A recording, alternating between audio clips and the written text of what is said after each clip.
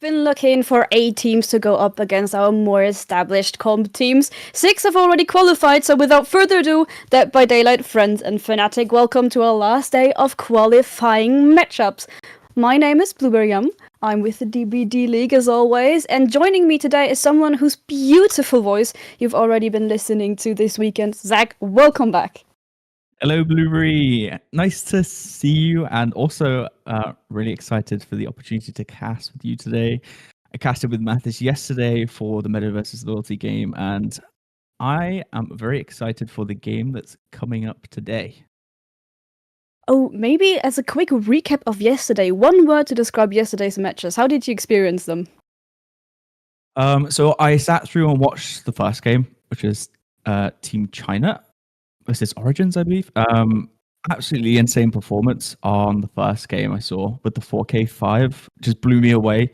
The guest team really sort of coming here to play, which it was such a joy to watch. And then the second game was really interesting for the fact that the teams were winning on each other's picks, which, I mean, we see quite often, but me and Mathis were really surprised how it sort of went. Ultimately, we were expecting it to be a close one, and it really was. So I think it was a really, really entertaining day yesterday. And I think we're in for an entertaining day today as well. Oh, absolutely. I think yesterday got me even more excited for what's about to happen in main stage.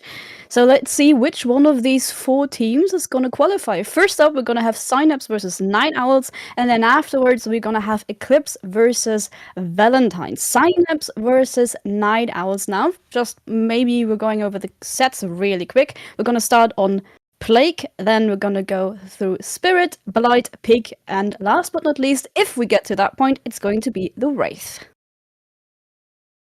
Yeah, a really interesting bunch of sets. These are 2 relatively experienced teams with some really good players. So I'm expected to see some seriously good team play and strategy. What I'm most interested to see, though, which I hope we do see, is the Pig set. Because that's not something you typically sort of see with the stealth pick, and maybe as a sign of the sort of confidence to pick a stealth killer, especially when it's, I feel like quite dangerous and probably not like a comfortable pick for most teams. I think that both of these teams, I mean, like I said, I hope that I don't want to see like a clean sweep. I really want to see those last 2 sets potentially with the stealth killers and see how those teams are gonna, the communication's gonna be tested. I don't know. What do you think? I'm excited to see Pig. Of anything, I know the first 3 sets are pretty standard, but that one is a bit of a curveball for me. Oh, absolutely. I was surprised to see the Pig, but it also made me really excited because I love teams going for out-of-pocket picks, if you will. And both of these teams did say that they have like a diverse range of killers or are known to pick niche killers, which then, on the other hand, we have pretty basic picks besides the Pig themselves. But I too really hope that we're going to see the Pig. Talking about the team's dynamics, you're absolutely right. We do have some really experienced players, for example, on Team Synapse. Known names for some of you who have been around for a bit longer might be Jiggy, Karma, and Man, who have already competed in DBDLeague. They did pick up some new people who are newer to combat, have showed their potential apparently through letters and scrims, for example, Mango and Fabra. So for them, it might be one of the first times to be able to prove themselves in this sort of setting. On the other hand, Night Owls, also a name that we've heard before. We have Winter at it, we have Rats, who's one of our own staff, so we expect only the best from him, obviously. Another very interesting fact to mention, I think that's actually important, especially for our type of matchups in DBD. Both of these teams are completely EU, with the only exception being not Sparky, but everyone else is EU. Yeah, both of these teams, I believe, competed in our last winter circuit, so they are used to this stage. There is a mix of players, like you say, with Synapse having a sort of mix of experienced players and some new talent. And then Night Owls being top 6 last winter circuit, obviously a really solid team to be able to push through to have that result. So we are in for a battle. I wonder if we'll see some individuals shine during this matchup, based on the information that we have on the teams. I'm not sure. I'm not sure. I'm still thinking about how these teams might end up competing against each other and if we're gonna get to all of these sets. Because looking at them on paper, like you said, they're both bringing in some experience themselves. Do you have any prediction? I think this might be a close one tonight. Yeah, I sort of similar to what I predicted yesterday. I don't think we're going to see a sort of 3-0 clean sweep. It's really difficult. With new players, obviously, how they're going to react to such a big stage. You know, there might be some nerves, and you have like a rock solid team full of experienced players. Everything comes into it. For me, I'd say they're evenly matched, but based on what I've seen and what I know about the teams, whilst it's not much, I think I would like to give the edge to Synapse in this scenario. They have tournament wins on their belt. They're absolutely confident, and to win tournaments, with new players as well, just shows clearly they gel well as a team. That's what it tells. It tells a story to me. So I'll go with Synapse, and I think for score, I want to say that maybe 3-1, maybe a 3-1 result in favor of Synapse. That's what I'm going to go for. 3-1, just so we get the pig. Yeah, because I really want to see it. Pleasure, I'm praying. I really do want to see it. Yeah. I have to say, I'm not sure if I go with that. I mean, Synapse bring a lot of experience. The question is, though, how much time have they spent preparing, right? Because personally, I think we see a lot of teams who have these experienced players come in, picks up some new talent, and then say, hey, maybe that's the chemistry that we need, so let's try again for DBDL. On the other hand, you maybe have newer teams who don't have as much experience, but spend more time preparing, actively scrimming, and maybe even look at what the other team has been played before, maybe looking at some strategies. But that's really in-depth. I'm not sure if we're going that deep whilst we're still in a qualifying stage. However, looking at Night Owls a bit deeper, they've been founded in 2023. Granted, they did disband in May 2024, but they reunited. So that's good news. And apparently they've been scrimming again since November. So that's quite a lot of prep time, no? Do you think that's going to be a problem or more of a challenge for Synapse, maybe? Yeah, I think the Night Owls picking Pig could be something to throw Synapse off. Maybe they weren't expecting it. Yeah, like you say, I mean, it's down to preparation. That is sort of what makes or breaks a team. Being prepared for all scenarios, practicing as many sets as they can. I mean, for sets like Spirit and Blight, these S tier killers, higher tier killers that are quite strong. They're both going to be quite used to and experienced with. So evenly matched for me. I think the difference is going to be those killers that maybe you don't quite see. So how they're going to be tested as a team with those curveball choices and, like you say, the preparation.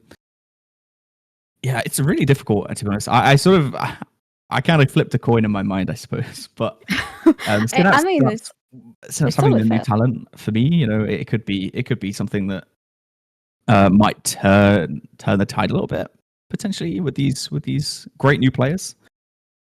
Absolutely. I mean, I think some of the things that we need and are most exciting for us to watch as well are the new things they bring to the table. And new players sometimes have new ideas because they have a fresh point of view on things. I mean, we've seen Team China yesterday bring not necessarily a new strategy, but using it mechanically different. I'm referring to the slugging Blight, which has absolutely excited me. They've won a fan here, I have to say. Team China won a fan in me because that was something that we haven't quite seen before, and we haven't quite seen it work like this. This type of aggressive playstyle was something refreshing to see. It worked incredibly well. We'll see teams adapting to this, of course, but I think that's a prime example of bringing something new-ish to the stage, or maybe a fresh point of view, and that could be something these new players might be able to provide. So that would have to be something Night Owls might have to adapt to. On our set 1, however, Zach, the Plague, I mean, Plague has been established. Do you think you can bring something new to Plague? I think so. On a map like Father Campbell's Chapel, it's pretty typical. So I guess it really depends on. I mean, in terms of bringing something new, I really can't think of anything. As honestly, same. I think it's so established, and it's hard to bring new ideas. I mean, we did have it switched up at least slightly with our new system of banning maps, right? So we do see killers in different environments. I think in the past couple of years we used to see Plague a lot of Macmillan on a lot of Macmillan maps, and now on the Father Campbell's Chapel, it seems to be a map that a lot of people agree on is a great pick for her. Yeah, with the spawn rates of the pools, the tiles on the map in general being quite consistent. You've got Carnival as well with relatively quite consistent palettes and structures. And there's only a few, I think, on the map that Plague really struggles with. But for the most part, it's a relatively straightforward map for her to apply pressure. What I think is going to be key is whether the teams decide to cleanse or not. Adopting that safe play style, with the injuries and things, and the communication on where that play is, and also the 3-gen that we might inevitably see, and whether they decide to sort of commit to defending that. How the early game goes. I mean, yesterday we saw a down in like less than a minute of the game starting, which really threw off the pace of the game. So anything could happen. I mean, it's all really decision based, I think. I mean, yeah, that's what differentiates between a good killer and an amazing killer, right? Because you have to make those split-second decisions, and on the other hand, you have these survivors who also have to be able to adapt to every situation possible. Like you said, if it's an early down and they're infected, who's going to take the rescue? How long can these players stay cleansed and not get infected on those gens or everything that's been infected by the plague already? So there are a lot of different factors. What I'm thinking about is maybe even perk builds being able to switch it up. For example, maybe a no mither. So no slug. I mean, there is no UB on the Plague set, but you could bring something like a no mither if you want to. Yeah. I mean, I seen it. So I did in Hollows League, and I saw no other being used. What you don't want though is that to be the first chase of the game. Which I have seen that. I did see that happen. I think it was the Team Misery game versus Unoya, where they bought No Mither to sort of counter it, but then the No Mither survivor got found, and it just sort of threw the game completely off, and it went downhill very fast. So you've got that to consider as well. It's a risk, It's as much as it is like, for example, bringing hex perks for a killer, where they have a risk of getting cleansed immediately. So all of these perks have an inherent risk behind them, but it just depends how you want to play around that. So we'll see, I guess, loading in what's going to happen as we are just loading in to the map here. And there we go. We finally made it into trial number 1. Synox is on the killer for Team Synapse, not to get the two mixed up. And we are indeed seeing one no mither. So I think if everybody ends up being invested, Synox needs to remember who that player was. Yeah, and as you can see, stealthing, hiding does not want to be found. That would be worst case scenario. We saw him setting up at Carnival. They're pretty standard stuff. Going to be searching in the corrupt area of gens where survivors may have spawned, and rightly so, sees Winter there. Not going to opt, just going to opt to infect and not commit. Going to see Claudette as well, Leo there. First chase onto Shaq, probably not eager to take it, rightly so. See some scratch marks going off towards the main building, so trying to discover a couple more options this side of things. It's still following Winter at it. They've been infected. They should have some sort of progress, but we're probably looking to infect some more of the other players. That's why we also puked on the pallet. Puking is not a nice word to say. Maybe we can. Stop. I think I'll stick to Neither is infect. vomiting. Yeah, infecting is probably the one we'll go for.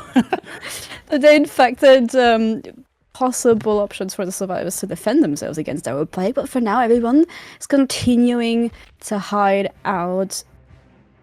Stealthing out the corruption. corrupted looks like, yeah. To deny that sort of early pressure from the setup that the plague is given out. I think that she was trying to find Yatos or the no either, but hasn't been successful. The sprint burst going to deny the infection there, which is really good. And Chase is going to continue. Ideally, you want these infections in place, especially with that thanatophobia, to apply the 4 stacks. And of course, thanatophobia going to sort of disadvantage the survivors as well, just providing a permanent stack too. So we're always going to be progressed as far as that part's concerned. Injury secured onto Rats. Infection not fully come through yet. And Winter's been found at main building, but this is going to be a relatively safe vault with that breakable wall not taken. And this pallet dropped here. This is a relatively safe little loop, but that pallet broken. Are they going to opt to break the breakable wall? No, instead just going to leave, deciding not to take chase and going to go up towards Carnival. Synox is playing very ping-pongy, just switching up aggression on these survivors, trying to get them away from those gens. And now, as we have 3 survivors being injured, it's the first time for our damage puke. And Yatos might have been finally found not quite the situation you want to be, and these scratch marks are going to be visible to Yatos. To our killer, excuse me. But it seems like he can bring some distance in between himself, but gets caught up in the corner. 1 pallet to work around. Oh boy, we're getting too close for comfort, so Synox gets the first down. But I think that took relatively long, though. Yeah, like you said, the indecision. Deciding whether to just sort of settle with the infection, and the survivors actually position themselves quite nicely, making sure to sprint burst over to main building with Rats, and then Winter being in there, being able to abuse those windows quite strong. So I guess the survivor positioning kind of forced Synox into those decisions, which for me, again, shows that they are a coordinated team, experienced team. Really impressive to see. Yato's going to go down, but they have managed to get a lot of progression on the map. First gen popping, second one's going to follow soon, just like right there. And yeah, just holding this choke point here in the map looks to maybe want to secure some stages onto Yatos, knowing that the game sort of moved a bit slowly for him. Yeah, first down on 3 minutes 14 definitely isn't ideal, so you want to get something going in return. We also noticed that the gens have been popping, so these 2 coming in, well, they were unavailable, and 2 more are on the way. Winter is the only one not working on the gen currently, but Lyo possibly should be the one going in for the save. However, with the puke, with the plague, going in for the save on your own, always a tricky task, especially with being pretty open field in front of the hook. So the second stage is most likely going to come in. It's going to be interesting to see if our survivors will decide to cleanse, to go for the save maybe with 2 people, or if Synox is just going to leave them and not force them into third stage, well, into death. Yeah, I mean, the person that realistically would say here is Leo, I suppose, be the safest option, but they're all opting just to stay on the gens and let Yatos just sit on the hook here. Again, these team decisions that they're making, as I was saying before, make or break the game, and they change the pace of the game. Not opting to actually take power there. Never mind, just decide to instead. Yeah, they're just going to do gens, I suppose, and play the 3v1. Or maybe opt to look to save last minute. I guess it remains to see. We just have to wait and see, but for now, Zinux is just chilling in the carnival. It was chilling. We were enjoying the show of the carnival, but I don't think they're going to come in to save. Oh, Hayo is there maybe wanting to go for a trade, but with the damage, that's not going to be possible. The other 2 would have had to cleanse first, so it's going to be a down, a 3rd gen coming in, but with 2 survivors remaining, having to finish 2 more gens, not the easiest task if Synox decides to not count the second one out and maybe go for somewhat of a snowball. Both of them are injured. He knows they have to rotate in. I expect him to maybe go for more of this. It's not the worst position for him to be in. No, that's really good. He got really good timing on Leo there. Really unfortunate for the survivors for that to happen, because then you essentially send someone to save, he dies anyway, and then now you're on the hook. 2 stacks of pain res used, so the regression on that gen that Rats was working on now denied 25%. I guess the one benefit is that you no longer have that 4th stack of Fanner in the game, so the gen slowdown's not going to be utilized from that. But they are at 1 gen remaining, so they didn't waste that opportunity and time that was given to them by the killer hanging around there by the hook. Save going to come through to Leo, and hook now going to come through onto Rats. We'll see if the Scourge hook is going to be found here. Would be ideal. Is this going to be a stack of pain race used? It is. Very nice. First stage. So that's 3 survivors uniquely hooked. Oh, and now it's crunch time. Finding Liu close to our hook, but then coming back, rotating in towards the hook. No rescue coming in, though. Yeah, Chase being followed onto Carnival, onto Winter here. Gonna play this mind game. I don't think many resources have been used in this area, so should be relatively safe if we can make it to that pallet. And he is going to make it there. See how this player's going to zone into that side, maybe. No, followed him onto the... I don't even know what you would call that, but I guess the carnival truck. I have no idea what to call that. Some sort of truck. Some sort of thing with wheels, yes. And going to get hit with a pallet. That's just the last pixel being hit there. Oh, onto last gen, though. But yeah, answering with the gen, wasting enough time for the team to get all the generators finished. Never mind, the pain res coming through going to deny the last gen of the game. Oh, you have to. Oh, the seconds involved in that interaction. Oh, and he sees the scratch marks. He heard the scream. It was close enough by. They're not going to finish that one. This might have just turned it around for Zynox. He got another stage, possibly camping down Winter. There would already be 7 stages total, but he might be able to snowball this even further, because look at these gens. They're so close to each other. I don't know how they would be able to finish them. Yeah, no progress seen on the other 2 as well, so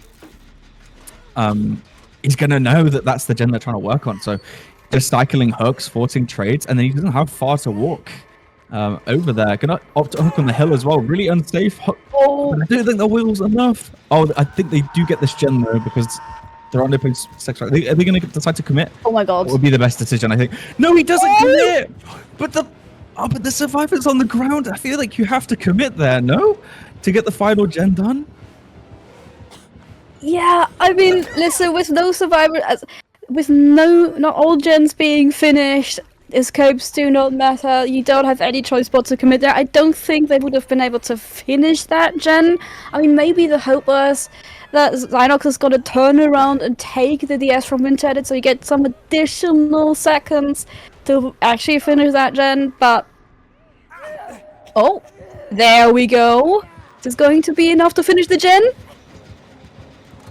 Oh my God. I was completely wrong. They get it finished. The decisive going to come in. That pickup happening onto Winter there. Complete bad luck for Zynox, because he's going to concede that last gen. And that's going to be it for the game. 5 gens completed. I have to say, I think that was quite impressive play there, relying on the decisive. And of course, the pickup isn't guaranteed there, but yeah, really fortunate, I think, considering they weren't able to finish that gen on the last little moment. That was insane. This was a last-second decision. I mean, I think that was what maybe Rats has been trying to force with just running away, trying to just make Zynox pick up this D-strike. The fact that it still worked and we got the last gen in just in time is insane. It completely changes your win condition for the next game, and it makes it that much harder now for the opposing team to get that con. Yeah, knowing you have to complete 5 gens in order for a chance to win this set's going to put a bit of pressure on the opposing side. Yeah, I think that the decision making sort of in the mid game with that first hook onto Yatos really sort of set the pace for the game as well. The slow start for Xenox, not getting it down for about 3 minutes. Whilst the survivors did take some time to stealth out the corrupt, they got a lot of good progression on the map. So, like I was saying, the strategies that these team are applying, the decisions and the decisiveness, really played into the result there. As you may Absolutely. expect for a game like Plague on this map. I think a very standard environment that they're used to. So, yeah, I'm impressed. I'm awfully excited to see how Night Owls is going to answer that, especially with that curveball that has been thrown at them now in the last second. Let's see how they're gonna take up the Plague set. We're gonna go to a short break, and we will be right back. Hello everyone, welcome back. We have Night Owls now playing Killer, and for the survivor side, win condition simple. Get one survivor out. Not too difficult to... I mean, well, it could be difficult to establish, but a simple win condition that they can focus on and strategize around. As we see the setup happening, a slightly different build. We've got Eruption, Grim Embrace now as a choice, as opposed to the Pain Res and Thanatophobia that we saw. Opting for the Gen slowdown in a different way. And yeah, just going into this corrupt zone, setting up main building, getting those infections applied on the gens, pretty standard stuff as we've seen. And we see the survivors sort of stealthing around, trying to avoid a first chase. Pretty much a similar start to the game. We have a chase onto Xenox here. Pallet already dropped, and the infection applied on the pallet. So Vault that going to take the infection, but the long side of the loop going to be used, connecting to this side. But is that going to be a hit? Does he make it to the chat window? He does. And unfortunately, he's going to get the infection. First infection of the game. Not going to want to take the chase at Shaq. So we're seeing a relatively similar start, slower start. Here, Yeah, they're taking their time, huh?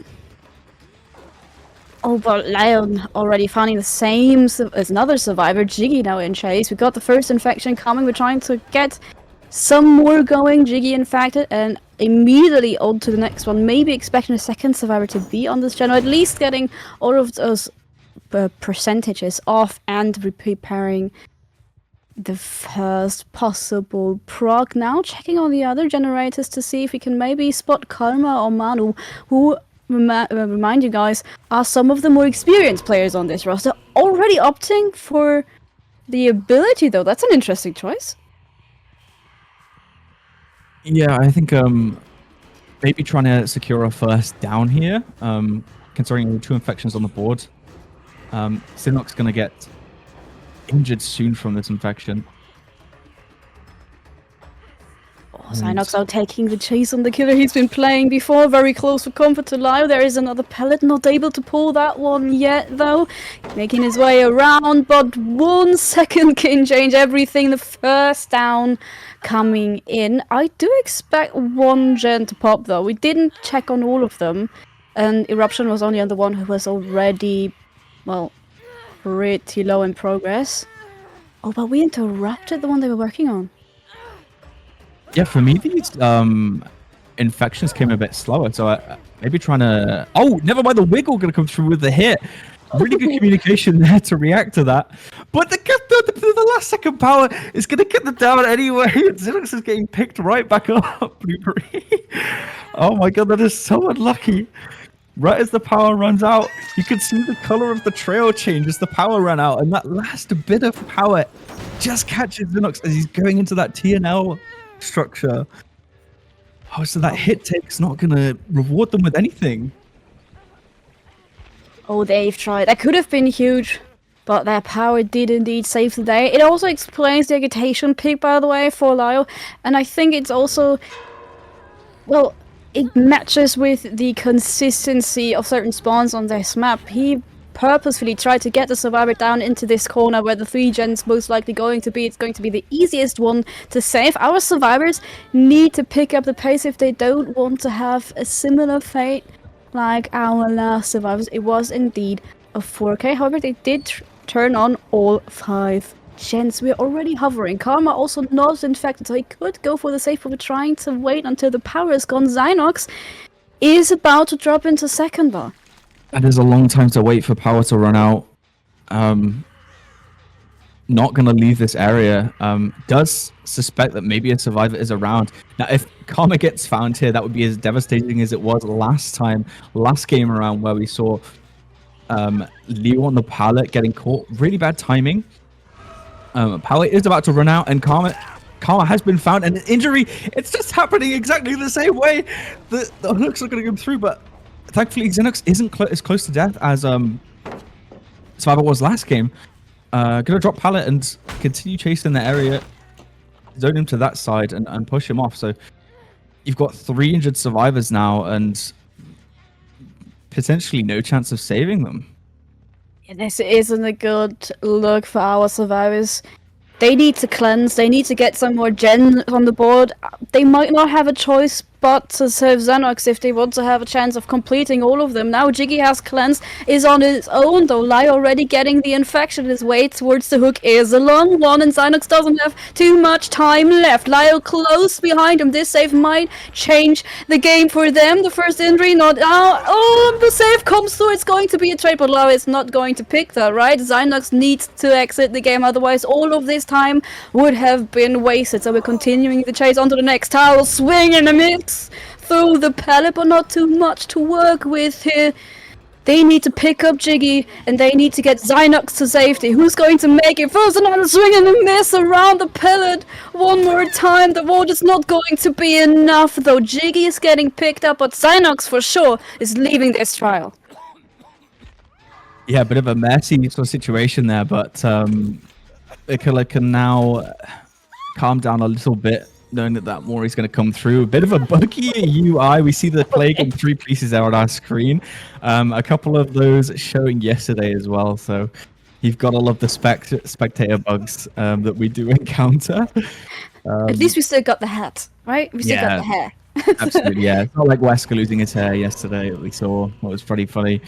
But yeah, still 3 gens on the board. We saw one about 50%. So one thing I did notice is that they didn't quite commit to gens as hard as the Survivor team last game. So the progress is a little less, so a bit further ahead at this stage of the game.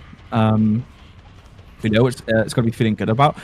Power has been taken, so that is going to be a relatively straightforward down onto Karma. We hear a gen blow up in the background. It's going to be second stack of Grim Embrace as well. Hooked in crucially the same place as Xenox, so may opt to defend this area as well. Going to apply that. See some scratch marks, so I know someone's in the area.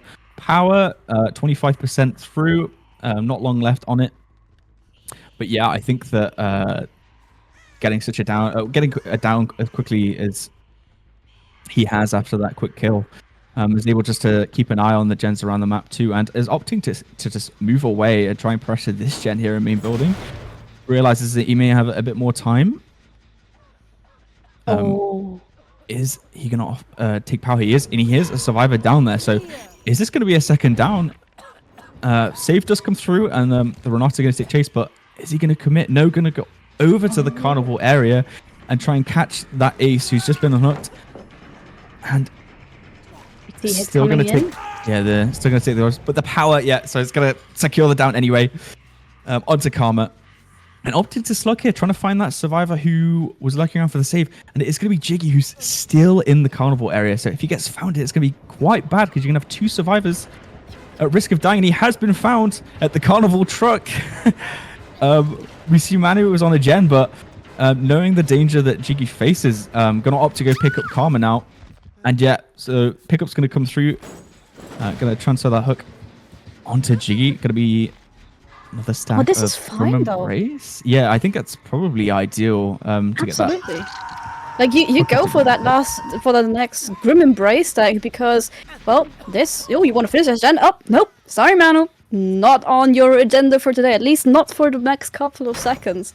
Niall's playing a really nice game here, I think, because at that point in time where he found Karma, and he downed them. The rescue came in. He knew where all 3 survivors are. No one was working on a gen. He could slug that one, but then immediately rotates back to the carnival because he knows there's 1 gen that's very progressed and he doesn't want them to break their 3 gen. But I think right now it's becoming painfully clear why that last second DS into the 5th generator popping was so huge for these survivors. I mean, look at them. We're struggling to get even a 3rd gen going at this point.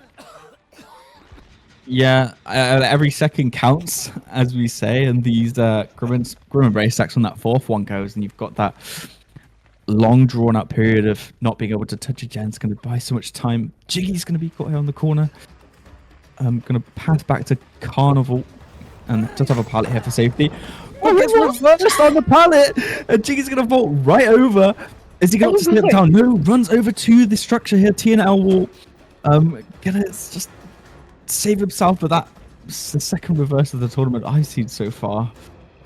Christ. But yeah, this time that Jiggy is buying for his team is going to be big for the gen progression that's going on across the map, and is going to see it down. Eruption's going to proc on that main gen, and yeah, you can see you can hear the progress sort of gradually going up. You've got Karma working this one, you've got Manu in main building.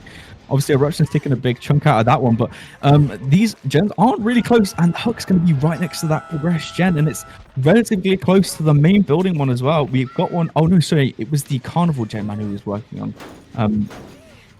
But yeah, we've got 3 gens now sort of on the horizon with progress, so pressure's going to be adding up, but this is a really sticky situation, I think, for the survivors again.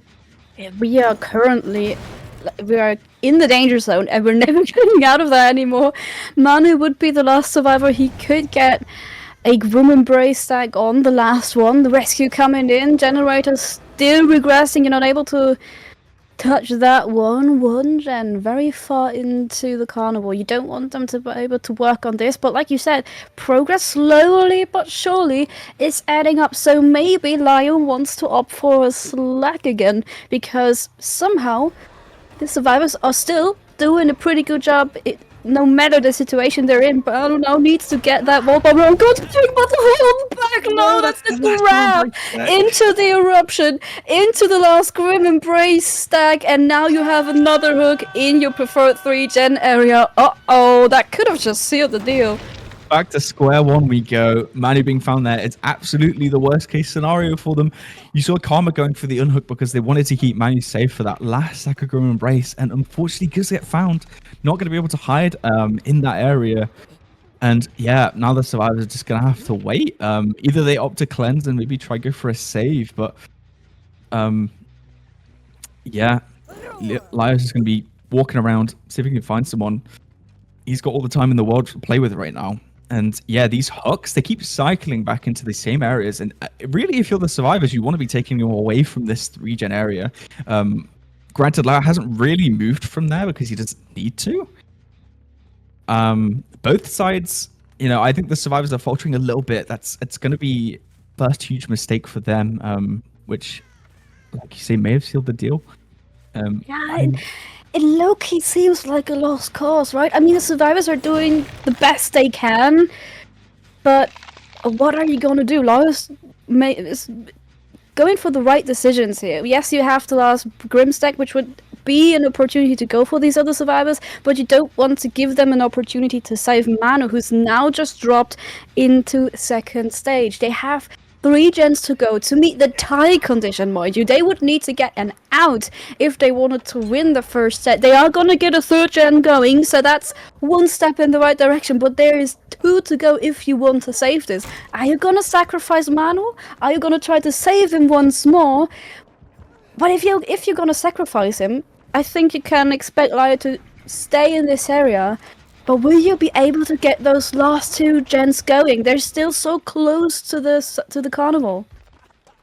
Yeah, Elijah's hovering there in the middle, watching Karma on that gen, and he's got a clear strategy that he's executing here, and he's executing it well. And ultimately, some risks are going to have to be taken in order for them to sort of bring this back. Karma's going to opt to cleanse, so looks like they do want to try and go for the save here.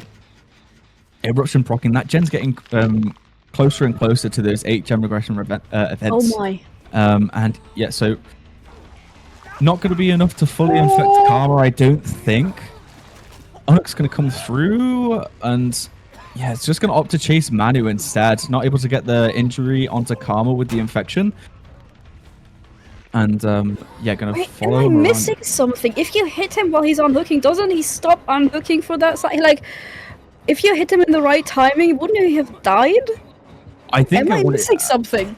I think I wanted to opt for the infection instead, but it clearly didn't work out because there wasn't enough progress, because you can see he was halfway to unhucking by the time that he applied that infection in the first place. So yeah, I don't know, maybe just a Oh, you're trying to save the hook. oversight.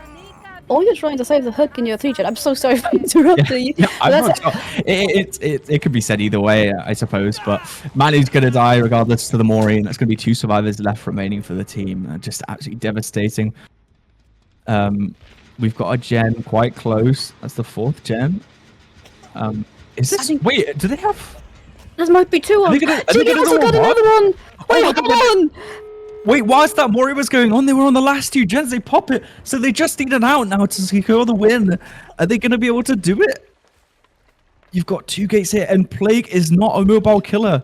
Oh my god, the gates are so far away, they might actually be able to turn this around. So much time has been wasted. So much time that the survivors were able to pull those progress onto these generators. Yes, you're going to find one, but I don't doubt that you're going to be able to get back to the other exit gate. There should be a hedge offering as well, so if Karma gets out and Jiggy finds this chase for long enough, you might even be able to go for hedge. But with Karma being on that other exit gate, we are seconds away from this survivor team completely turning it around from what There's a pallet here. There's a pallet here. Is he going to make hatch? It's going to turn into...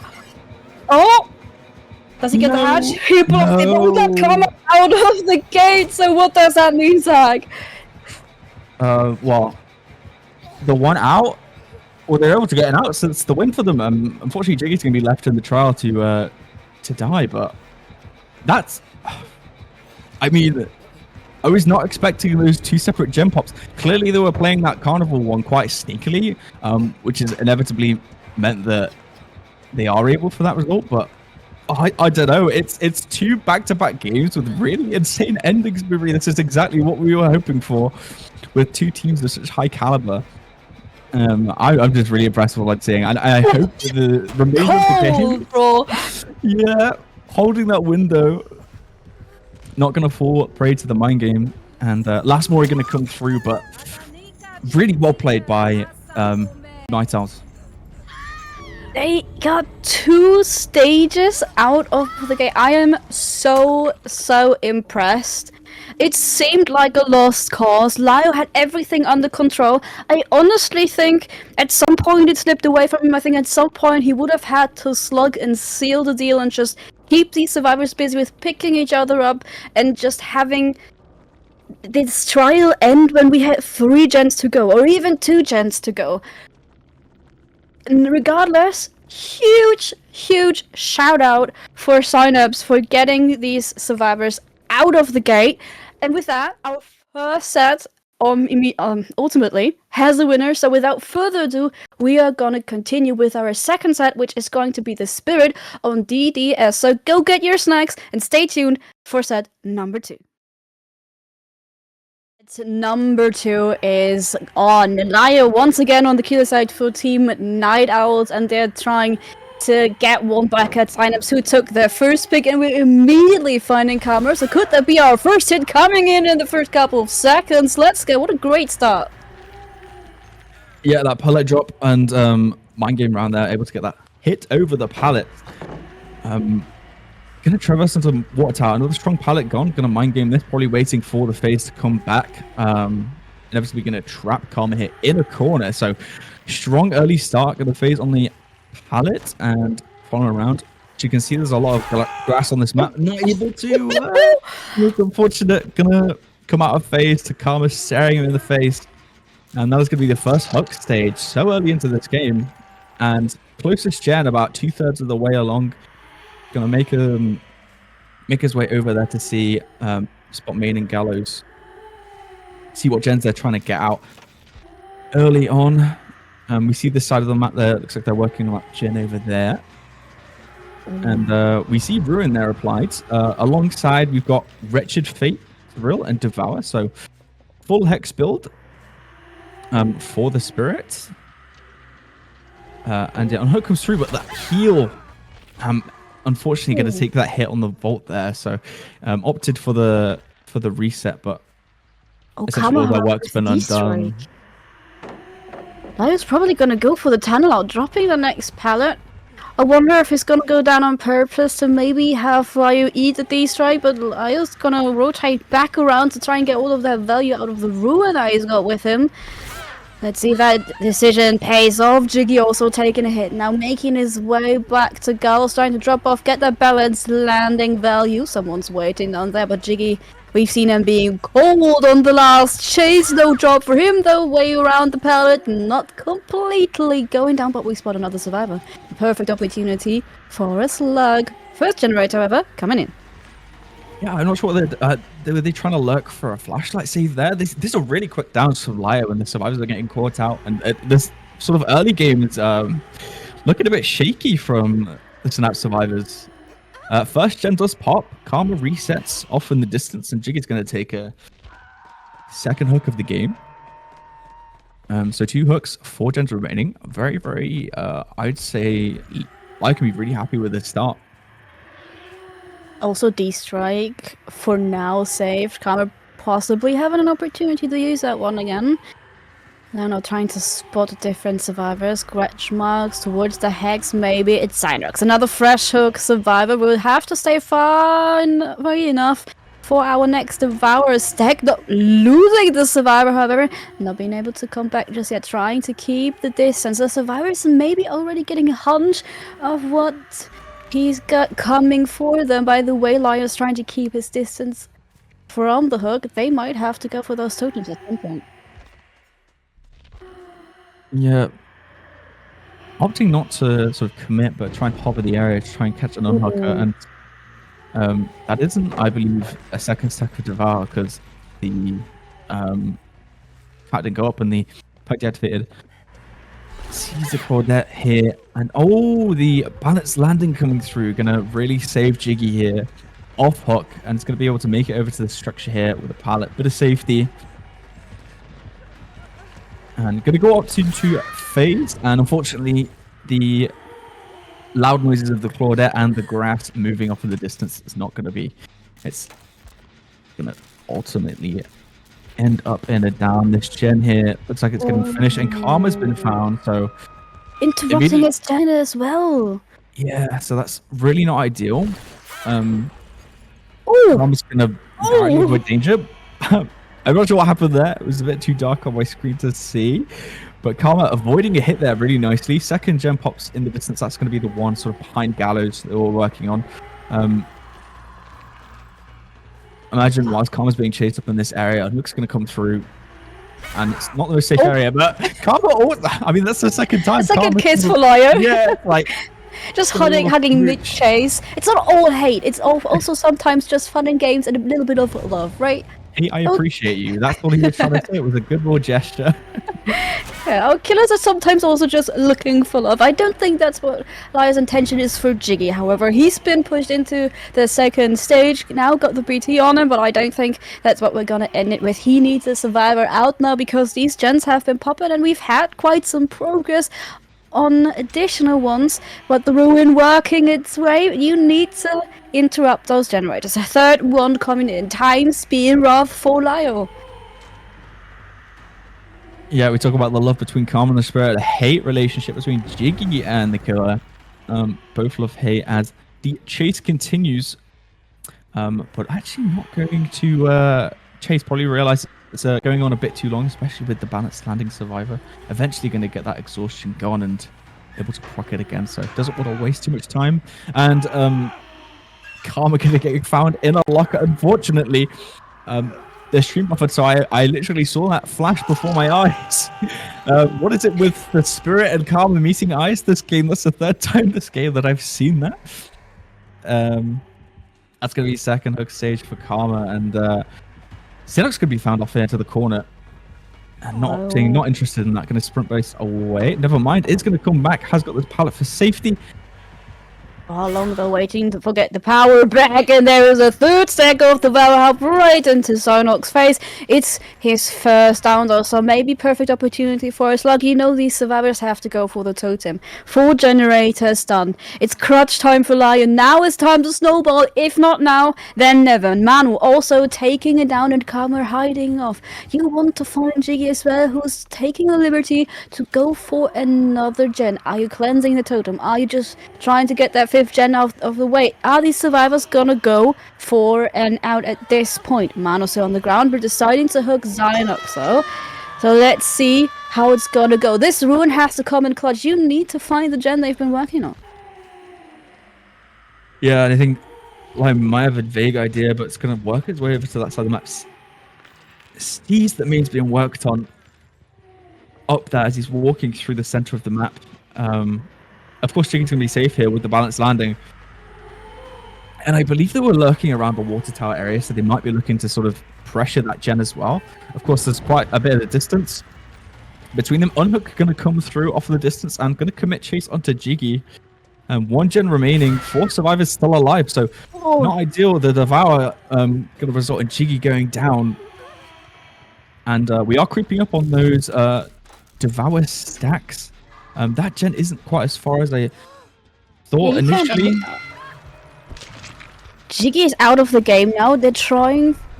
They try to finish that gen in time. They're not going to get that. Mana and Xanox still putting pressure on. Lion know someone's been working here, and we spot Karma's scratch marks.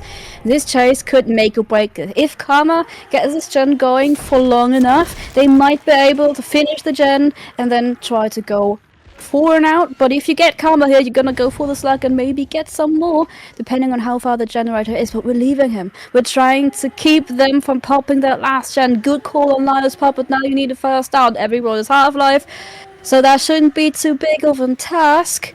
Let's see how long Zynox can keep this chase going. Nothing to work with here. Turning around once. Somewhat of a spin, but Edge Bandy is going to be more time for the team to try and get their gen out. Covers on it. Yeah, ultimately he's getting pulled between these 2 gens. So for Lio, I think the best decision there is to commit. And with the side with the most survivors on, it's going to maybe yield a bit more results, a bit more stages, because they are inevitably going to get that gen done. I don't think there's any real way for him to prevent it. As you see there, he commits onto Xenox, gets the down and hooks him in exchange for that 5th generator going to be completed. So Unhook's going to come through, and we'll just see what happens in this end game. But really well played to get those gens cranked out with 1 survivor dead.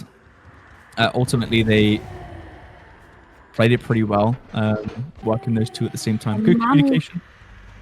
Manu needs to somewhat sort this out. Manu can't get found. Yes, you unhooked, but I think you got the Mori anyways. Karma and Zynox, mind you, already have 2 stages on them, so it doesn't really make a difference. Probably the reason why they went for the rescue. Now we're focusing on Manu though. That's the worst survivor to be found. He's a fresh. That's so many. And the Mori coming in. 3 stages on the board for Lion. 2 more survivors who are still trying to get out of this trial. And that is the final unique survivor as well. So adding to that difficulty of that win condition, potentially going to cause trouble. And has Karma been found here?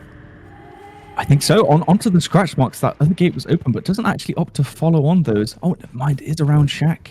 Is he going to be found? Out of the gate. Oh, hatch play, of course. Yes, going to play hatch from that last escape. So, wow. That last find there onto the Renato was pretty crucial for Lio's game there. Securing 3 stages off the bat with the Mori, with the Devour, reaching 5 stacks as well. So getting full value out of that, and it has resulted in quite a few extra stages for him. So, to be honest, I think good play from the survivors. Really fortunate there at the end for Leo, especially because he chose to commit to that side of the map, and Manu was there too, working on that gen. So ultimately, that's why he was in the area. Yeah, I'm really impressed. I think he had a really good early game start as well. But the survivors brought it back in the mid game to get those generators done. So we saw sort of back and forth a little bit, but super impressed. Absolutely. I think I am also very impressed with the survivors of Team Synapse.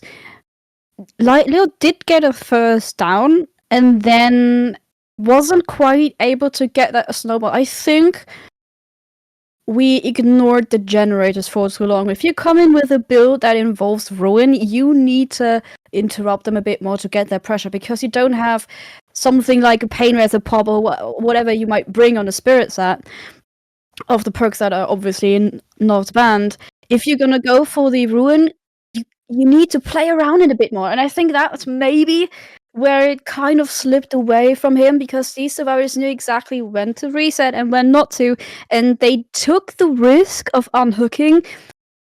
I think the only thing that I personally think probably wasn't the best move is having Manu open that gate, because that makes him very easy to find. Having him hide that out and trying to get these 3 stages out of the gate could have made this win con a bit better for them, right? Don't you think? Yeah, I think so.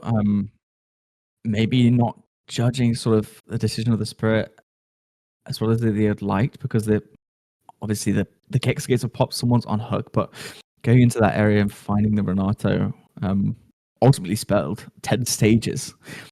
10 stages across 4 unique survivors. That's a lot of stages. And I want to say, on the point of gens as well, they did really well to leave that main building till last, because whilst the Spirit, whilst the map isn't the largest, you've got main building and water tower. I mean, you still have to go all the way up the stairs and all the way around to get there, and with your power. And Spirit's not the fastest killer, so that situation there has allowed them to finish those gens. Even if I think Laya was even if Laya was to push them off those gens, there's just so much distance for him to be able to do it, like enough to like prevent it. If you know what I'm trying to say. Yeah.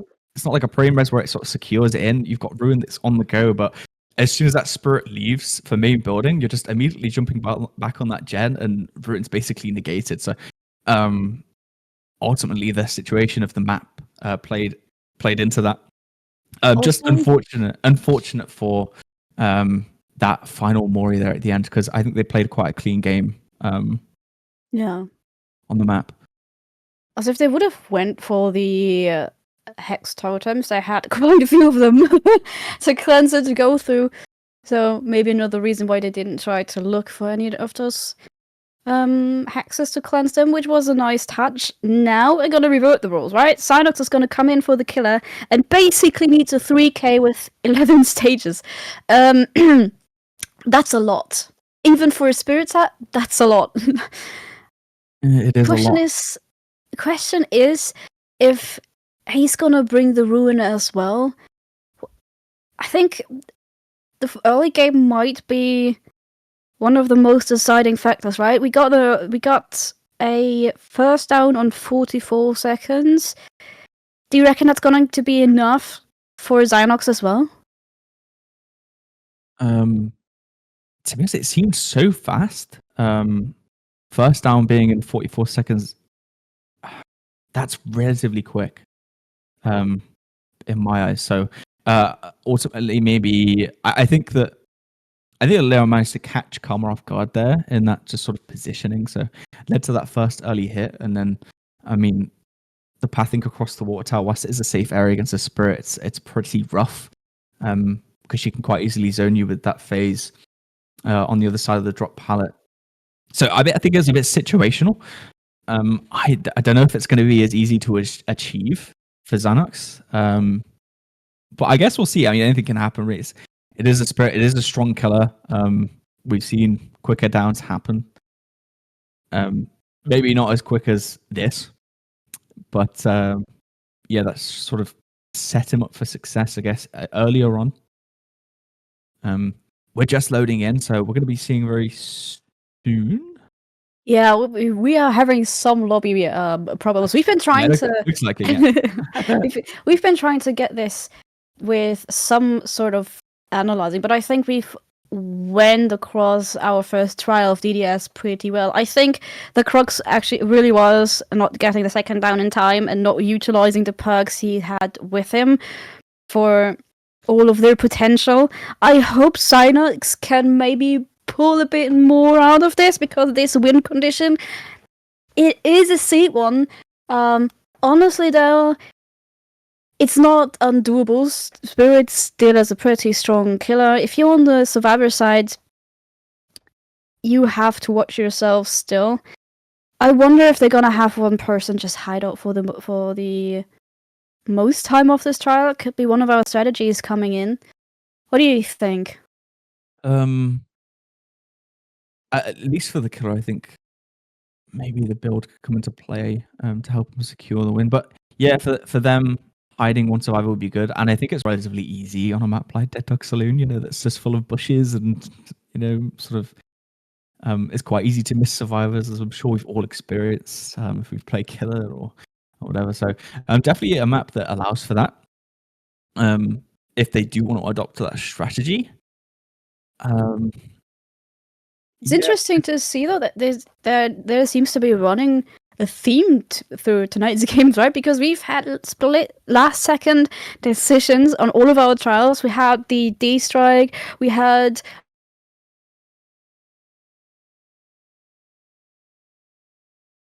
the it was the last two gens popping after the Morian main building.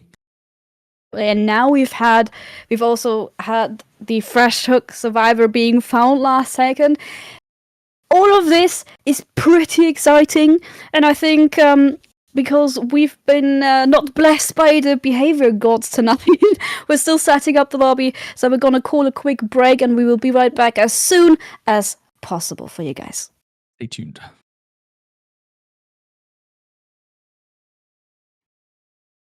Yeah, and immediately we see a different build there. That was the first thing I wanted to look at, of course, with the full Hex build we saw last game. Now we have a little bit of a different setup. We have Gift of Pain, Eruption, Agitation in play. So we'll see if these perks have any sort of effect on the pacing of the game, the changing of the result.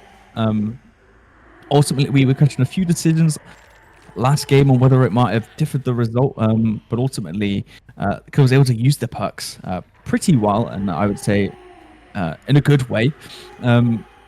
Not able to find a survivor quite as quick as last time, but see some scratch marks actually. So gonna go over here, take chase over behind this building here, and gonna start the phase walk. Hopefully make this down relatively quick.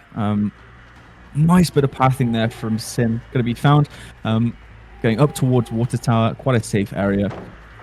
Pallet's gonna be dropped.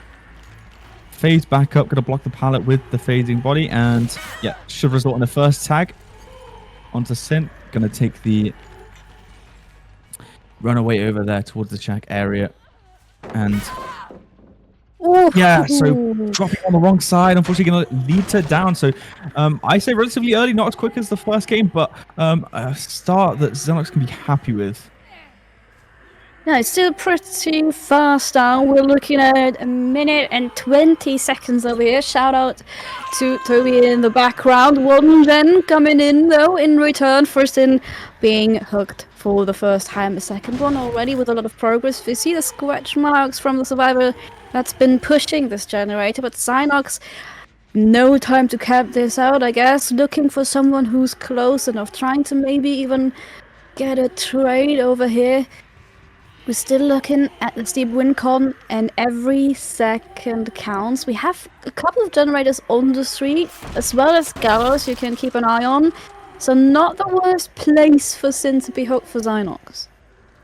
Yeah, smack bang in the center of the maps, able to watch in all directions, getting information on the survivors whilst waiting like this. It's going to be good in order to transition into the next chases. But yeah, let's sit pretty on the hook for Sin now, and see a survivor off there stealthing. The one that was clearly hiding on that gen. It is going to be Lix here on the Ada, and we see Lio over there on the gen in the distance as well. So trade is going to come through. Oh, nice body block. Second phase not coming in, however. Sin rescued, licks on the ground. A trade it is. Second survivor close, but no flashlight sale or something of the sorts coming in. Another fresh, and now Zynox on the hunt of getting Sin out of the game as early as possible. The Shark Pellet has been dropped. Another gem about to pop, however, so this needs to be a fast one once again. Another pellet at Sin's disposal, but we're making our way around main, but it only has to be the filler here. However, Zynox turning around. These generators are going too fast. Yeah, the Alex going to be found immediately after the unhook. And in this area where the pallet's already been dropped, going to play this tower really well. Yep, Volt there. Going to go to safety, but the face walk is going to follow in. Has he spotted someone else? Oh no, never mind. It was the Ada trying to double back on the phase walk. It hasn't worked out and has led to a very quick second down for Lix. That's not going to be good for the survivors. Second gem popped and starting work on the rest, but yeah, a bit of added pressure. We see this gen that wasn't quite finished actually, so it was a different gen that they were doing. And this one that Lyra wasn't able to finish. So nice decision making from Zynox, over, right? Because as you've noticed, Zin took the chase back behind main, so away from all of these gens that Zynox could have watched when the chase would have been more towards the street area. So he said, no, Lix also already has the one stage. Maybe we can get a second down and hit him earlier, and it has proven to be the right decision. It's good. He's going to be able to hold some gens. That was a nice swing there. He's able to hold some of these gens with Eruption because you are able to spread that regression when you land those downs, of course. So it's going to help slow the game down a bit, especially when you need to really secure like a high number of stages. So it seems to be quite focused on the on one side of the map. So Onyx going to come through from Leo. It is not going to happen for free, unfortunately. Leo is going to go down, and Lix is going to be chased down. So a gen pop there on the other side of the map. We still have one relatively close water tower. And Chase is going to be extended further down this side of things. And really nice swing around. That was really good. And that's going to be Lix leaving the trial. 3 survivors left, 1 left on the ground. So I think we saw them up in the distance there going for the pickup. They're going to need to get this fast, otherwise it's going to be really devastating. Pickup does come through, but Leo is zoned to the side of the map. I don't know if he's going to make that. No, he's going to go down, so that's going to be a quick second hook. Gallows being done here, so they're going to be down to 1 gen remaining, but this is looking really good for the killer. And the survivors need to get back on their feet if they want to deny those stages. It's crutch time for them. Sin still being half-life isn't the most preferable situation. Zynox trying to spot someone else running around. All 3 of the remaining gens are on the street area, so it's going to be hard for the survivors to rotate in without being seen. A reset onto Sin seems to be inevitable, so Zynox also trying to check in the back area. Maybe Winter Edit has been rotating towards the area, but now we see Sin hiding in the distance. Maybe they're trying to go for the reset right later on, or they're gonna sacrifice Leo. They need to decide what they want to do. It seems a bit frazzled right now. Yeah, essentially I've got 1 working the gen, 1 trying to set up for the save, but Sin's been found crucially. Winter's gonna either have to commit to that gen or just hightail it up to Leo, and that is gonna be Sin dead. Eruption applied off of the distance. And we're gonna hightail it back to Water Tower to see where the last save is. Yeah, so save does come through. Sin's gonna be left on the ground in the corner, and now the location of the last 2 survivors has been revealed. Waiting out the BT on towards the pallet. Dropping down. It's a D-strike in the pallet. You're not gonna pick that up just yet. Zynox is like, no, not there. No, thank you. Checking the area. Maybe someone's close. Maybe the pallet trying to disguise it as a possible pallet save. Clicking the gen. No one seems to be close. The D-strike's still tempting. Are we resetting Sin yet? No, we're not. Still 1 generator to go, and mind you, they need 2 stages out for this to be a tie. Freshers don't matter. We're waiting out the D-strike. Sin on the generator. We're not resetting. Oh. Are they going to be able to time it properly? I mean, it's the safety of the pallet. Sin's working the distance, and yeah, the plot twist does come through, waiting for that anyway. So Gonna make it to the safety of main building, and Xenox is gonna go back to patrolling these gens. Of course, Winter was on the bottom side, still is. Eruption was applied on that, so has lost a bit of progress. But Sin's gonna see Chase taken into the side of the map. Really important for them to take Chase as far away as possible. Got the safety of this pallet here, and gonna opt to phase around, and Sin's playing that really nice and stealthily. Unfortunately, though, Xenox is going to read that really well and gets the down onto Sin. They're doubling this gen. It looks like they might be able to get it done. Still no stages onto Winter, so if they can hide him and get him out, that would be perfect. Right, second stage onto Sin. And the next generator about to pop. This is going to be the last one. We need more stages out of the game, but this one seems unavailable. Ryu on the ground. Sin was the one with the unbreakable, so you're not going to get that slug. Is gonna go onto the hook. Both of them are on the second stage. If Winter Edit leaves this, Winter is still fresh, could be a win, but you need a second survivor to help you get out of the gate. Ryu being rescued. Do you open the gate? Do you try to rescue Sin? We're still on the hand for those fresh stages. Possibly in need. Got spotted. Half-Life. Zynox on the hand down in the pallet. But, mind you, Winter Edit. That would be 3 stages out of the gate. Yeah, the decision making is crucial here because they're pulling him either side of the map. There wasn't enough, there wasn't very much gate progression, but yeah, Winter's just going to head over on here to the gate. Doesn't need to save, knows that getting him out will be enough to secure the victory. But yeah, just taking a look. But as you can see, crucially there, Sin's hooked there, sort of close to Gallows, and Winter's been fine. Is he going to be able to make it to Hatch in time for the death? I think he's zoned away, so this is a really unsafe scenario. Is he going to be able to make it? I don't think so. We're going... So the gate does not have enough progression, but wait, is he able to get the hatch? We forced a hit on the exit gate, phase now coming in, but we're still on the main building. Hatch, it's not here, should be on the shack, but we're sending him away for now. Yeah, there was the brief period where he was zoned to the shack side, but I think the phase walk made him a little bit nervous. But that is going to be a 4K secured for Zynox, securing the win for the team. Really good job. Unfortunately, the sort of close end to the game was able to secure that line of the gens in the middle. Ultimately, they did get it done because Sin was able to take the chase really far away, which gave the team time. But unfortunately, they weren't able to sort of break away from the area. So they were sort of held in lingo there. So not able to get the outs that they needed for the stages. And yeah, I think Zynox played it really well to make sure that they weren't able to pressure the gate or land the save. I want to mention though, this is going to be 2 set points for Synapse. So we are going on to match point.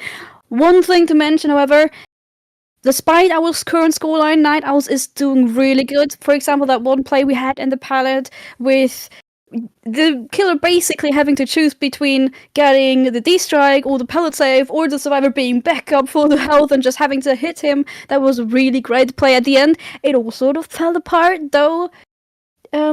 However, I have to say, Night Owl's still looking promising, still looking forward to that 4th set, which could be the Pig. So let's see if they're going to be able to turn it around at least once on the next set, which is going to be the Blight. So without further ado, we're hopping on to a short break, get your snacks, and we will be back ASAP.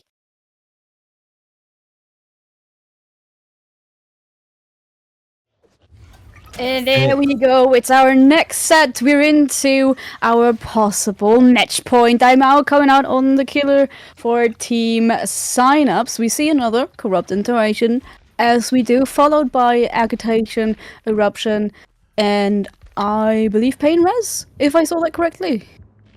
Pop an eruption, I believe. Oh yeah, there we go. Yes, on the Fractured Cow side, we have a Blight, a very mobile killer, and we saw an extremely insane performance yesterday on this killer from Team China, so really setting the stage. And to be honest, showing what Blight can do on this map, I'm sure has inspired a lot of the players who are watching it. These new strategies. Gonna find Winter here, but not gonna land that hit there. Able to vault over. And this first chase coming in onto Winter. Rushing around here, not able to find a good path to the survivor, and is able to go to safety, go to the safety of this tile here. Rush is gonna be recharging, got 2 left. Yeah, gonna a nice little shoulder flick there. Gonna make it to Shaq. You want to ideally get that down quick here. Corrupt intervention still in play. Shaq pallet gonna be dropped. So looking a bit less safe. Vault gonna go into the Shaq building. Slow vault back. But ultimately, I do think it's gonna be a very long chase. No, that's gonna be Winter going down. 1 gem pops off in the distance, and we have our first hook stage on the board. 1 minute 44 seconds for our first chase. Winter did do a good job. I think the first gen should be one that's been double. The second one has to have some sort of progress as well. I'm now trying to find exactly that one to apply the pop an indicator of maybe not trying to camp this out completely, at least trying to check on certain generators and having a bit more pressure if it comes to our end game. So far, no second survival close though, finding a bit of progress onto the hill, not trying to rotate in too far away, so we're going to use our pop ghost to bees on this one. Oh, look at that view. Isn't it beautiful? It's lovely. What a beautiful farm we have in front of us. Yeah, so just trying to see if there's anyone lucky around for the save. Watching the corn off in the distance, see if any of it's moving. Of course, that is the big indicator. Hook is going to come, unhook is going to come through. There is going to be no trade. The timing was pretty well timed. And the chase is going to continue on to Edit. Was that a nice dead hard from Edit there? Really, really nice. The resident wall runner for the team. Absolutely really good play. And he manages to win on the same pallet twice. This guy is consistent, as you can see. Just try to run him edge map if he can. But yeah, it's not going to last too long. That's going to be the second down and second stage secured for Winter. 2 gens pop in the distance. The gen efficiency really is moving. I believe only one gen had eruption applied to it, so not going to see any value from those perks. Reset going to come through onto Yatos, and yeah, I think a good start for the survivors, to be honest. Oh, absolutely. I mean, the one thing that isn't going in their favor, I guess, is Winter being the one player that has 4 people, and he's going to be the one probably getting tunneled out. But hey, we take that one. We already have 3 generators out for 2 hook stages. Diamal needs to snowball this if he wants to get a good result.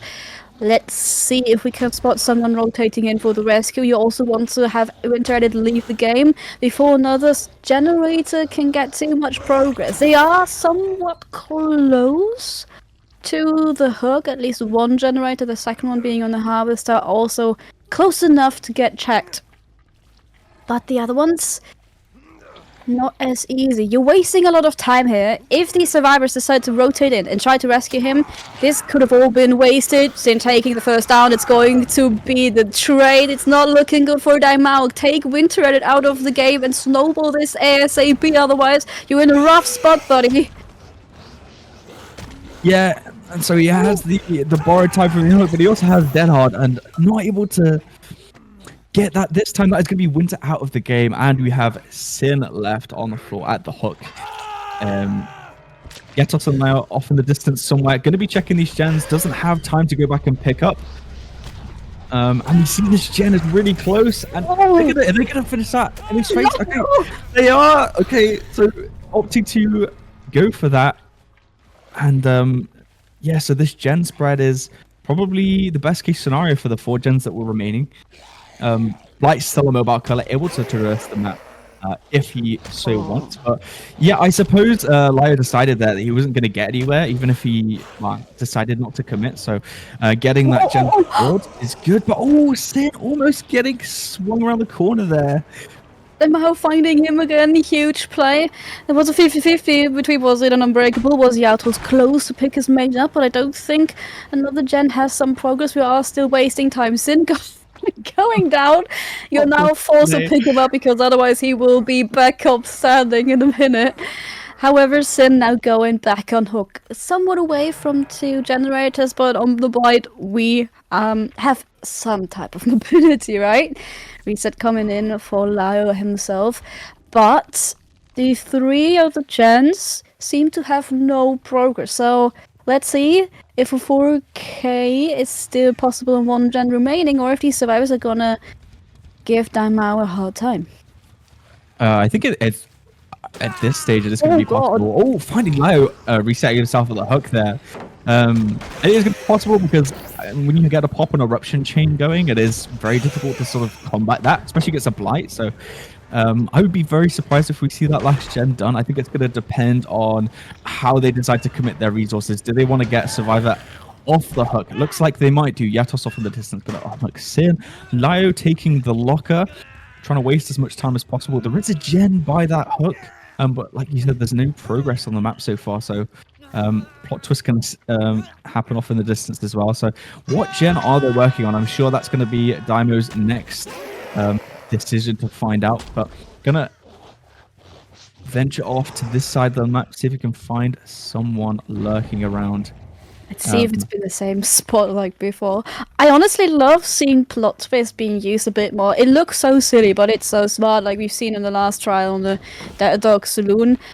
Now we're trying to find the survivors again. We're recovering, Sin almost back to full health. Yata is now in chase. Full health though, there's still a pop, but we don't need that yet. We need the survivors, however, to go for the last generator and get this out of the way to maybe even get some stages out. Yatos, so your chase is on the money, but we have only a Philippel. Nice mind game coming in, a swing, and a hit. Yatos Half-Life has some more to work with. We're going around, the Rock being our best friend, but we're leaving this because the generators need to be checked. Yeah, that is a good decision.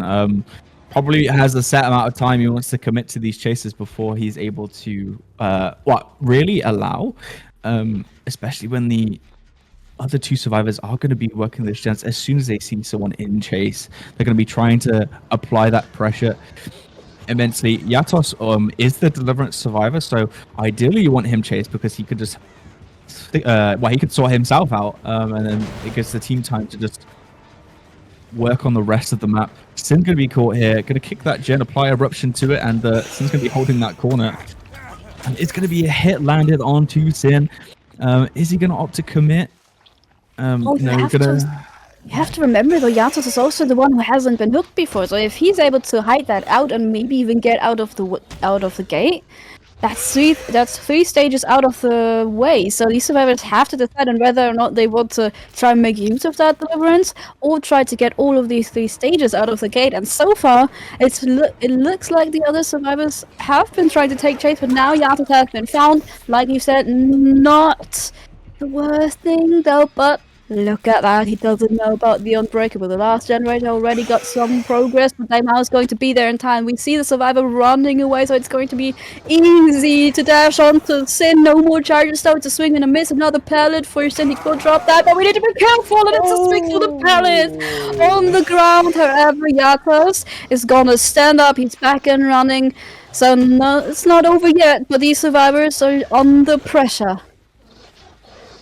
Yeah, like we said, it's the Renato still working gen. Is he going to do another gen on his face? There's no way you've done that a second time to this man. That's really not going to be good. It's not going to... Oh, he misses the swing. Add insult to injury.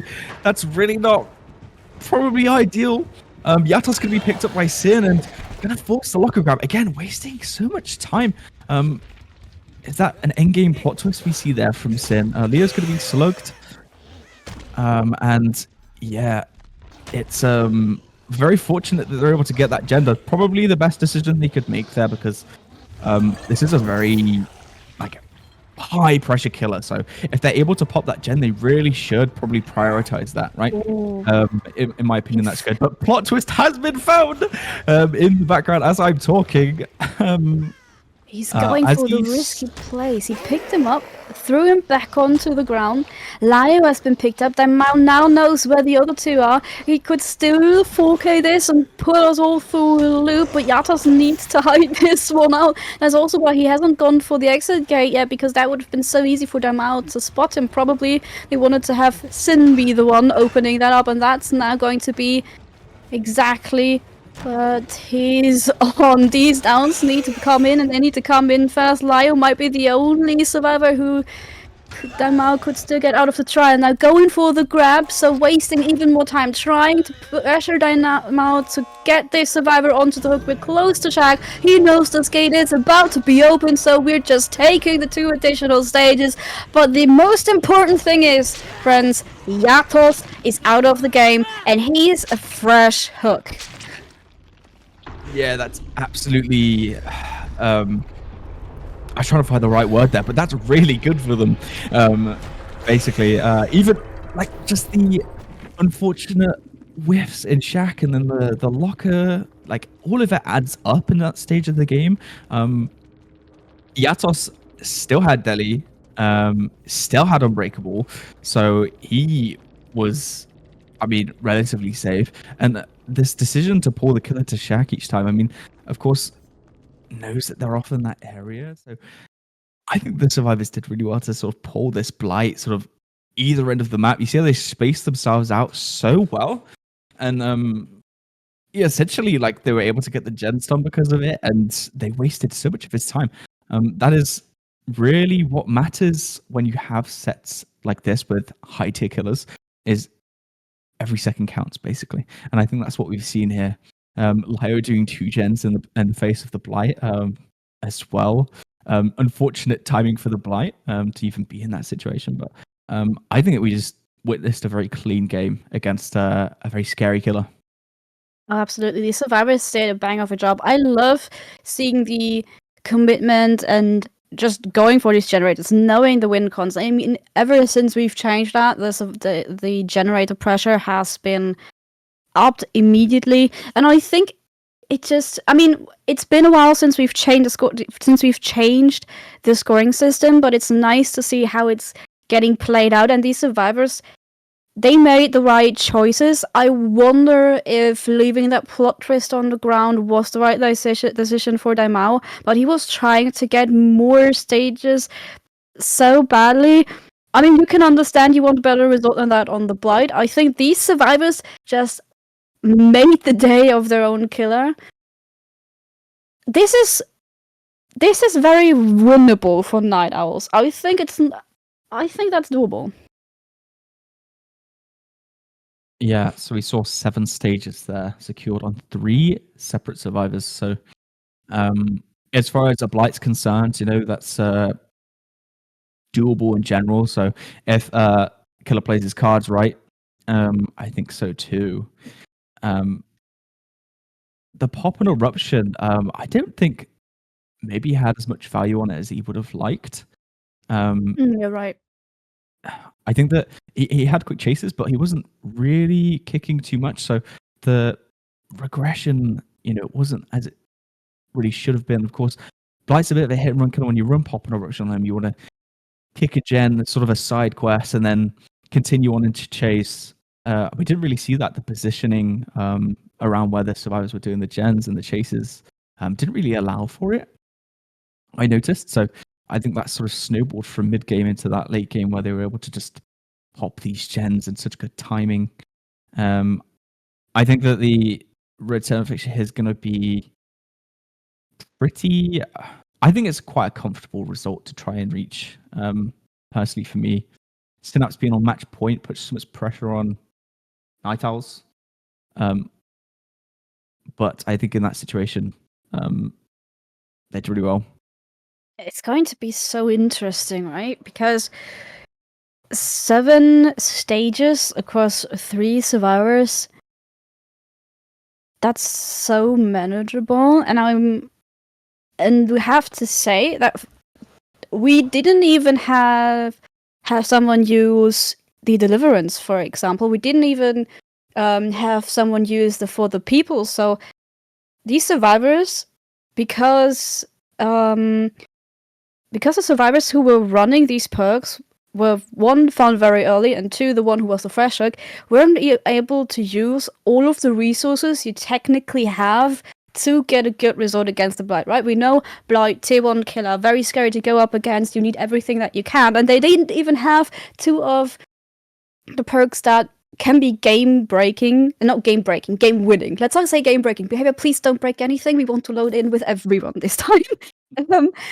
But I think it's interesting to see that even without these resources, they were able to get this type of result, and I wonder if the survivors of Team Synapse now can make even more of it if they are maybe, I'm gonna say, quote-unquote luckier and get the right survivor chase this time.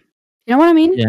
Yeah, no, that's what I was thinking. I was sort of on that same thought track, where it was a bit unfortunate. What I say, not getting to use those second chance perks, waste even more time. I mean, there was enough time wasted already, like we've spoken about. Bit of unfortunate circumstances, but yeah, we'll see sort of how. I mean, there was no deliverance curse. I mean, Yasser's barely got chased, to be honest, as the deliverance survivor, which is like a dream, right? If you're not hooked and you have that deliverance active, I'm sure he's itching to unhook himself, using it as every deliverance player is, but I mean, me especially, but yeah, we'll see how the start of this game goes. If he can get a good early game setup, it's going to be really good here for the Blight. And we've got Licks coming in for Team Night Owls. Rushing in, we see Corrupt Intervention player opting for the Ruin and Wretched Fate instead. So maybe a similar style of play to what we saw yesterday.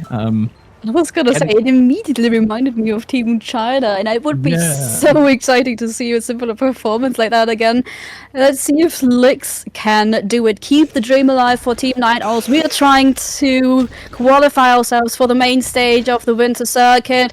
This is a possible match point for Team Synapse, but it's very possible that Night Owls take this one and takes it into a full set. It's all on Licks, and he got the resources to do so. We did see a couple of scratch marks. We're able to interrupt one survivor working on this gen already. Now Zynox coming in to play, and I'm positive that Zynox wanted to be found, and I think Licks knows that as well. Yeah, and Cow Tree as well. It's not really the easiest tower to work if played correctly by the survivor. So taking 2 chases at that tower is probably not great for the early game. Has found Manu in the middle of the map though, probably a more attractive chase for him to take. So if he can get himself nice early down here, but likewise for the survivors, they want to delay the down as much as possible. Playing it really well, doesn't even get the vacuum onto the pallet, might I add. So it's going to find the safety of main building. Waiting for the charges to rush, and we hear progression on the map already. Found Zynox again. Bluetooth, like you say, he's like, look at me, chase me, please. But yeah, it's got using self-care botting actually interesting. Gonna drop these pallets unsafe, but safe once you've acquired that distance. Gonna continue chase, but don't think that's gonna be a much longer chase anyway. Yep, gonna die corner again, just wasting as much time as possible. Main's almost done, and we see 2 other gens. So is that 3 separate gens that they're working at the same time? Really good gen efficiency. And the first gen is gonna pop. Jiki on the second one, also trying to get that one out of the way. We did interrupt main for a second, but they were doubling that one, so not really too bad, I guess. Usually you don't want to chase where your mates are putting generate progress into the game, but for now, it worked out. Zynox on the hook, 2 generators out of the game. Oh, and the Undying Gone, we saw that one during the chase, also working. It's working in favor of Licks, at least somewhat. It was an unsafe pallet, but it's still nice to see the survivor through the wall. You know, it's always nice to see that see that red shadow if you're trying to get a hit onto someone. But Licks currently, again, enjoying the view of our beautiful cowshed, trying to secure a second stage for Zynox. Yeah, absolutely. And I feel like he can't really afford to stay here. I mean, the gen efficiency's been pretty good so far. Oh, we see scratch marks. Okay, so they're going for the save. That's Manu on the Renato. Is going to force a trade. Is he going to opt to slug though? Is he going to secure the stage? I'd probably say secure the stage, right? Because not too many stages to secure as far as the Blight's concerned. Picking up a stage here and then, especially when you have these lethal rushes to catch up so quickly. Trying to follow the scratch box around this hill, and unfortunately going to get shoulder bumped on the edge of the hill. Not able to maneuver around that. It's going to buy Synox time to run away.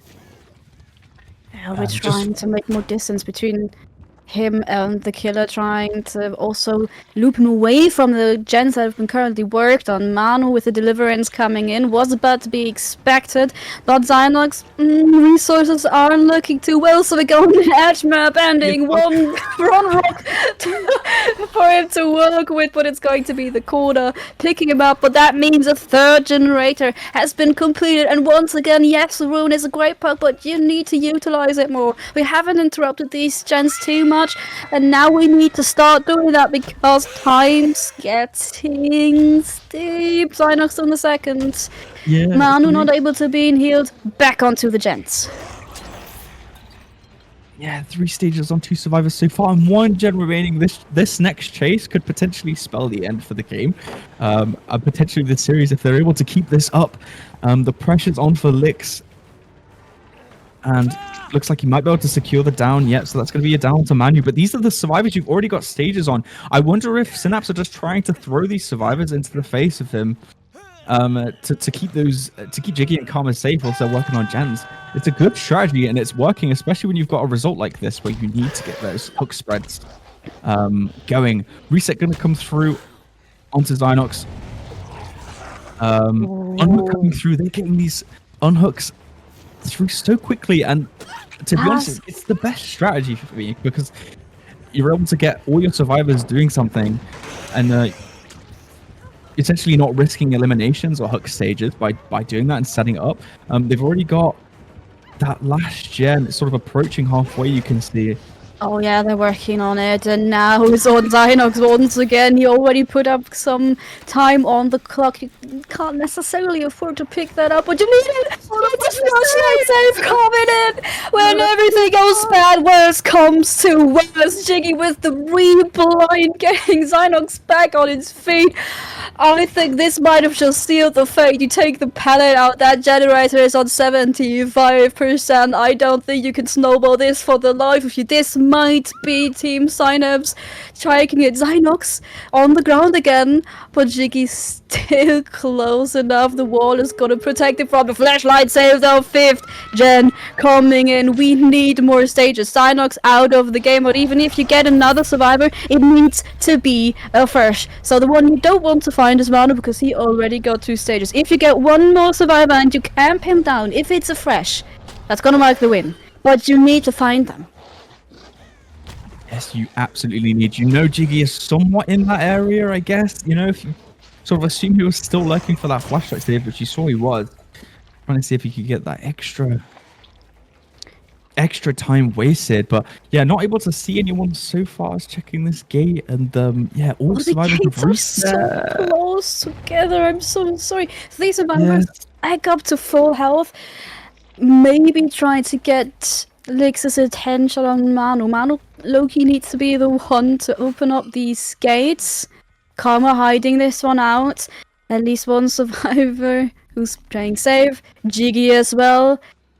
If he finds Manu, that's going to be fine. But he can rotate towards these gates. They're so close together.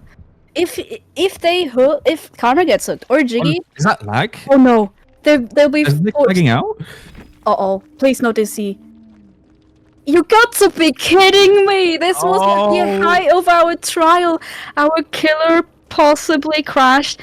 This is worst case scenario. We do not know how this would have played out. It's a 50-50 on which team would have won this trial. We are on match point. If worst comes to worst, here we go again. So, y'all know what this is going to mean. We will have to hop into a short break, sort this out, and we will probably shortly, hopefully, be back with some more housekeeping from our beloved Direwolf. So without further ado, let's get this thing sorted.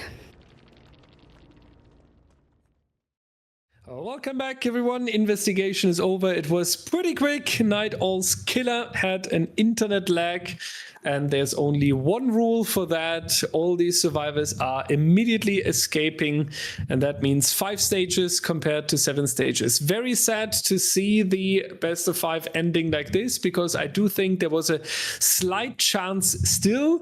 And some of you might say, hey, that is so unfair, because what can the killer of Night Owls do when the internet is crashing? This is very often the concern that we are receiving, but just think about the fact that we cannot see if someone is pulling, I don't know, the internet cable at home, or shuts down something else, having something ready. So it would just be unfair to Synapse as well, that played a wonderful game and are about to win. And that's why, unfortunately, we always have to put the responsibility for something like this onto the player. We even put the responsibility on the player when the electricity is going out in the entire city. Should have done a better job helping the city with the electricity resources. So hope for your understanding. Night Owls took it very well as well, said immediately, we know what's happening, we're very fine with it. Synapse was the better team, so big shout out as well there to Night Owls in this quite frustrating situation, taking it so well and saying that Synapse is the deserved winner here.